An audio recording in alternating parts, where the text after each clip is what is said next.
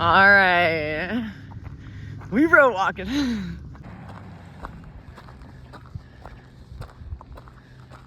All right.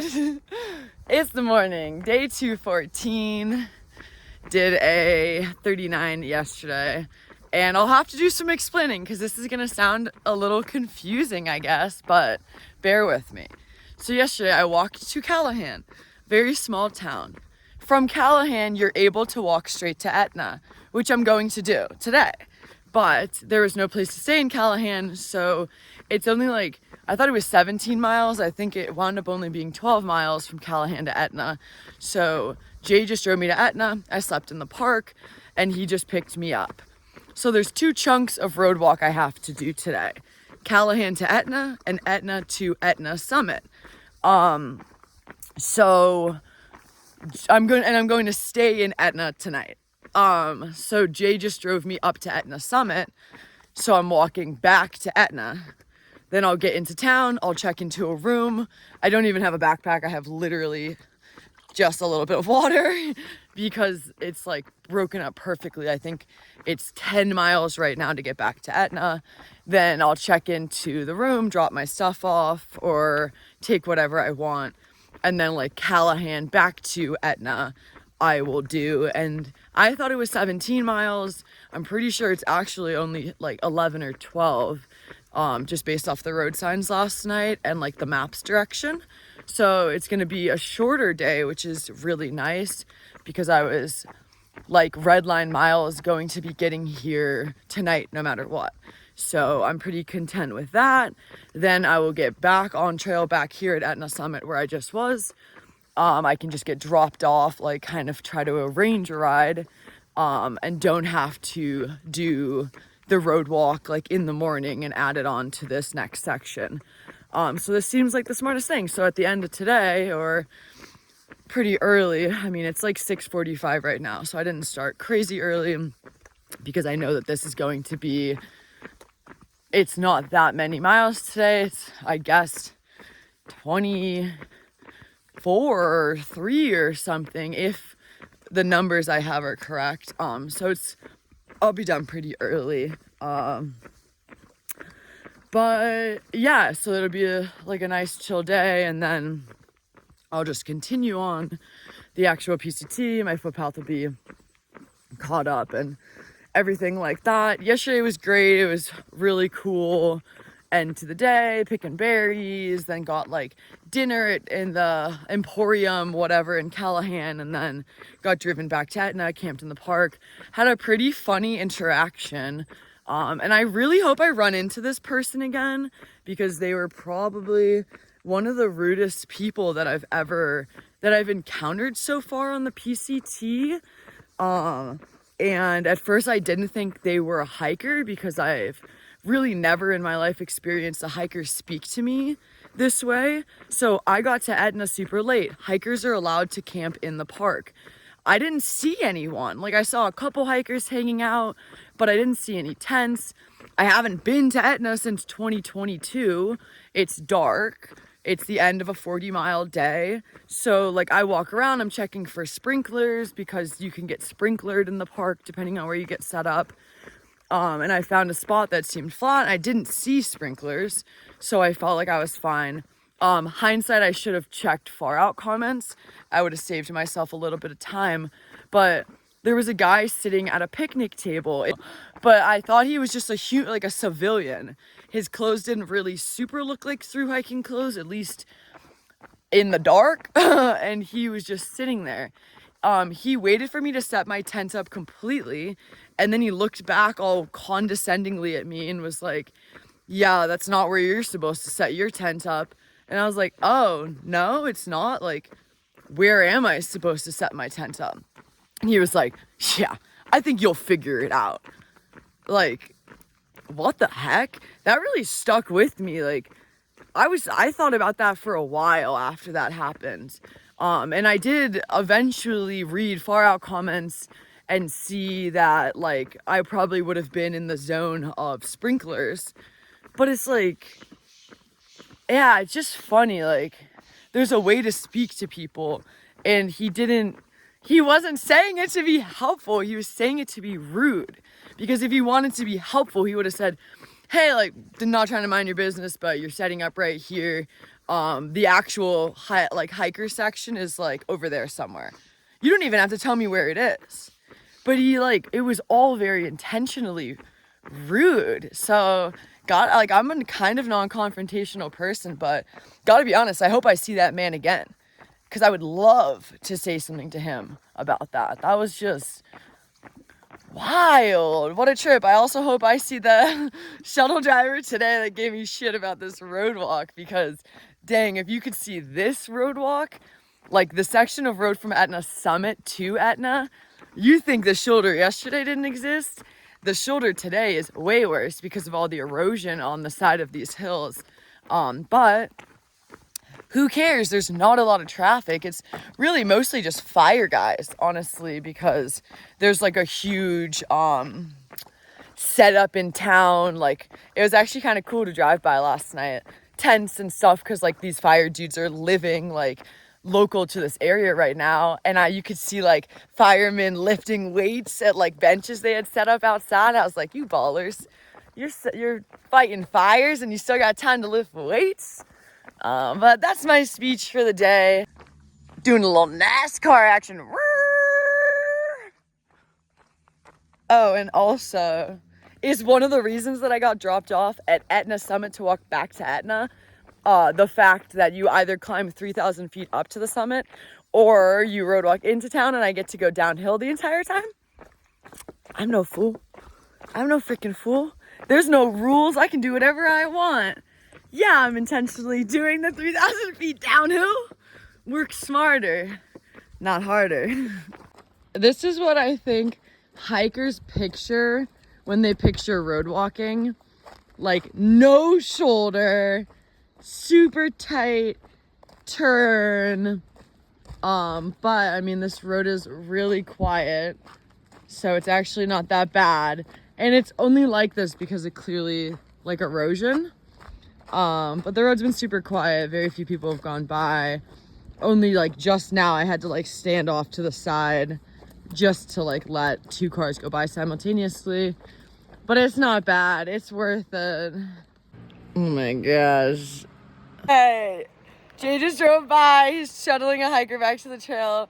He gave me an entire box of pastries and a coffee, and now I try to walk and eat.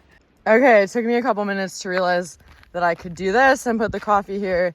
Just ate a chocolate croissant. It was incredible. I cannot believe that. What am I, gourmet road walking? This is incredible. There are trail angels, and then there's Jay, who is like, oh my gosh, like, it's hard to put into words like how much he goes above and beyond for everything, and like it brings him joy to do it. Like, I just think about like us eating dinner out like by South Lake Tahoe, like on the water. Like, that was such a beautiful, precious moment I'll remember forever. And I will forever remember road walking with pastries around this fire. Jay just came and took the box. Now we're later. I only have like 3.5 miles left to get to town.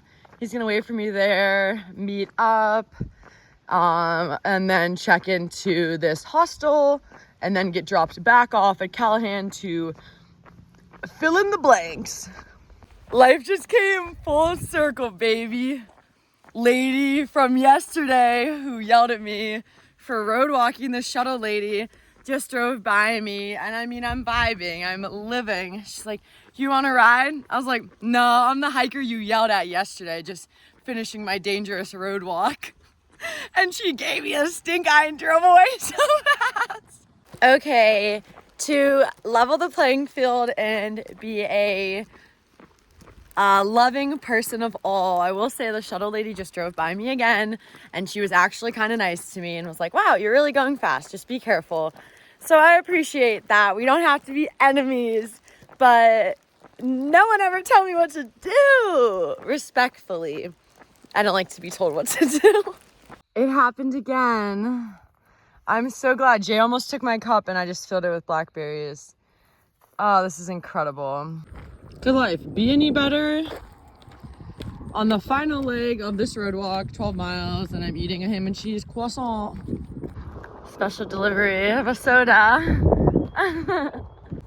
Glory be! Apparently there's another hiker right behind me, Gas Man. We met the other day, not long after leaving like Dunsmuir, when there was like the hail and rainstorm. And I actually ran into this guy, Dreamer, who last time I saw him was like around Wrightwood, which is cool. But he was saying like, oh, Gasman, I'll probably do the road walk with you. And then I just got so confused. I'm like, how is he right behind me? I did a 40 yesterday. But then I realized, duh, like I just did the miles from Etna to Etna Summit this morning. So that explains it. So like when he gets to Etna, he'll still have to do those 10 miles, so that makes a lot more sense. Oh my god, dude, talk about a missed opportunity. A guy just pulled over on the sickest sports bike ever. I think he was deaf because he signed at me, but he tapped on the back of his motorcycle where he had space for me. He just like tapped there and gestured for me to get on, and I had to say no because I'm doing this stupid road walk. Range, it was, everything about that was just incredible.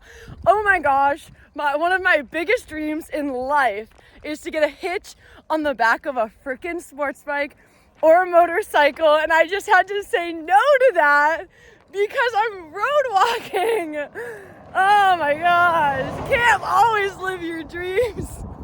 I realized there's no way you guys could see this, but there's like a helicopter there. There's one up there. I don't know if they're like dropping buckets. I should check and see. I'm curious the status of this fire because in like 12 hours, it went from 25 to 100 acres. And then yesterday afternoon when I saw Jay, it was up to 200 and something acres. See, okay, let's see if we can zoom in. Yeah, like they have something. I hope they contain this. It's just such a big fire. Okay. The guy wasn't deaf. I think, I don't know, maybe you can't hear with like the helmets, or like, do you wear like headphones or something when you motorcycle ride? Because he just went all the way to town and back and just passed me and pulled over again and was like, dude, you know, it's like 10 miles. Like, I'm already there and back. I could give you a ride. And he's from Tehachapi, so he actually knows about the PCT. And I said, no, I have to walk this because of the closure. But I told him, I'm like, it's a dream of mine to get a hitch on the back of a motorcycle. It'd be so cool. Oh, but not today. That would have been sweet though. That's hilarious though. Full circle moment. Jay just pulled over, freaking handed me this. Less than an hour to go. Woo!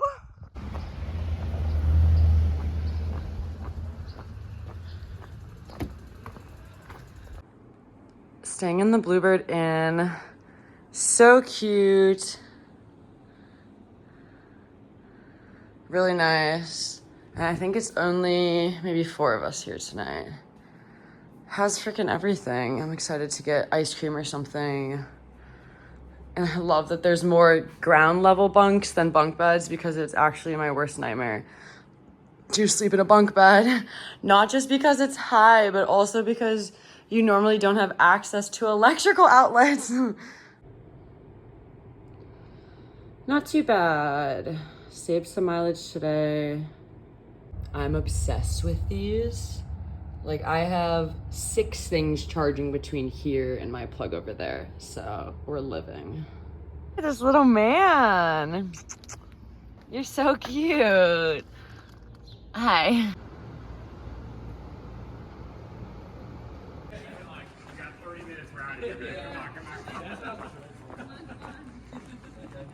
All right, day's wrapping up. I'm just chilling at this inn for the night. There's 4 other hikers here, which is cool. Getting caught up on some like writing and stuff. It was a really nice day. I did 24 miles, got back into town right around 3 p.m. so sweet having like service on the road walk. I got so much stuff done. I talked to Sparkle, which was so nice. I love catching up with her. And then like got back into town, did chores and stuff, got things charging, had dinner, and I've just been like chilling for the night. So now I have connected all of the miles between across this highway and around this road walk. So tomorrow morning I can just get dropped off back at Etna Summit and get back on the PCT.